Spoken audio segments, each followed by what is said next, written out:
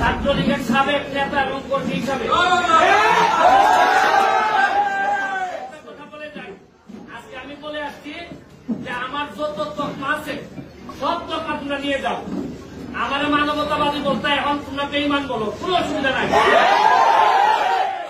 শেষ বিন্দু পর্যন্ত আমি বঙ্গবন্ধু কন্যা জননেত্রী শেখ হাসিনার সাথে আছি এবং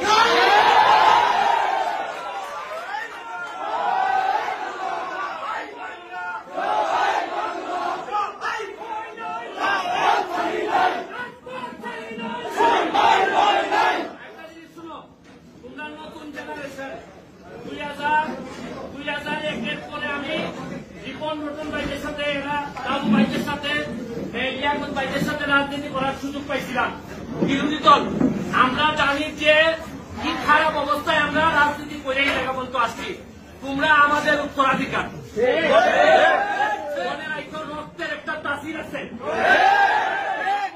আদর্শের সৈনিকরা যদি একবার দাঁড়াই যায়, একবার তাদেরকে কেউ আর দাবাই রাখতে পারে না।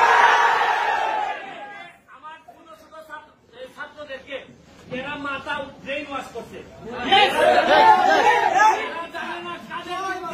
করতেছে। আজকে যদি এরা ক্ষমতা থেকে পতন করতে পারে, কালকে এদেরকে রাত্রি বানাই যাবে, জামাত শিবির ক্ষমতা নিবে। এরা জানেই না এরা কিসের জন্য যুদ্ধ করতেছে, এরা জানেই না। যতটুকু পারো ছোট ভাই যারা আছে বুঝাবা, তবে এদের সাথে যারা জামাত বিএনপি ছাত্র শিবির যারা আছে তাদেরকে প্রতিহত করার জন্য বাংলাদেশ ছাত্রলীগ একটা বড় ভূমিকা রাখবে।